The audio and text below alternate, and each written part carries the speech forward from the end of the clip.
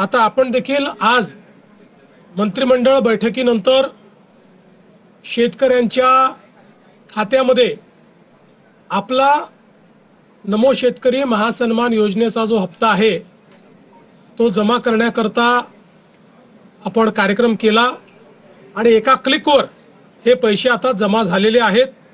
नमस्कार शेतकरी मित्रांनो, अखेर नमो शेतकरी योजनेचा हप्ता आता लवकरच शेतकऱ्यांच्या खात्यात जमा।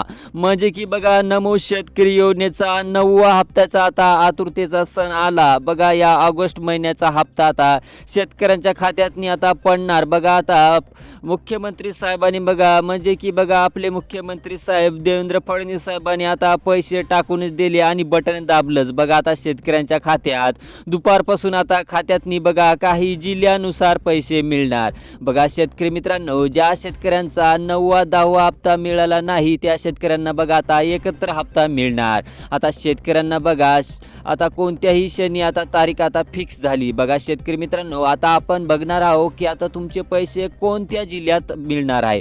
बघा, आता शेतकऱ्यांना काही मोजक्या बँका काही जिल्हे आता निवडले आहेत। बघा, आता त्या जिल्ह्यात आपण आहो की नाही हेच आपल्याला बघायचं आहे। कारण बघा शेतकरी मित्रांनो, जिल्ह्यात जर असाल तर बघा एका क्लिकवर तुमच्या खात्यात आता पैसे मिळणार।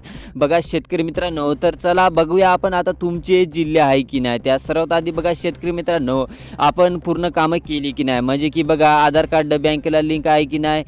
त्यानंतर बघा शेतकरी मित्रांनो, आपलं सर्वात महत्त्वाचं काम म्हणजे बघा बँकेला KYC आली का हे आपल्याला जाऊन बघायचं। म्हणजे की होतो कसं, तुम्हाला पैसे आलेचा मेसेज आला पाहिजे आणि तुमचे पैसे निघालेही पाहिजे, तर त्यामुळे तुम्हाला हे माहीत पाहिजे। तर चला बघूया। तर बघा शेतकरी मित्रांनो, सर्वप्रथम बघा जिल्हा आहे जालना। या जालना जिल्ह्यात जर राहत असाल तरही तुम्हाला पैसे मिळणार। त्यानंतर बघा लातूर जिल्हा आहे शेतकरी मित्रांनो, याच्यातही शेतकऱ्यांना पैसे मिळणार। त्यानंतर पुढील जिल्हा म्हणजे बघा बीड, फक्त 12 जिल्हे आहेत शेतकरी मित्रांनो। त्यानंतर बघा छत्रपती संभाजीनगर, बघा यालाच आपण औरंगाबादही ओळखतो। त्यानंतर बघा मुंबईत जर राहत असाल तर तुम्हालाही हप्ता मिळणार। त्यानंतर शेतकरी मित्रांनो सोलापूर, बघा आज केवळ 12 जिल्हे शेतकऱ्यांच्या खात्यात आता पैसे मिळणार आहे। त्यानंतर बघा हिंगोली जिल्ह्यात जर राहत असाल तर बघा अगदी काही तासात दुपारपर्यंत पैसे मिळणार। त्यानंतर चंद्रपूर जिल्ह्यातही आता शेतकऱ्यांना पैसे मिळणार।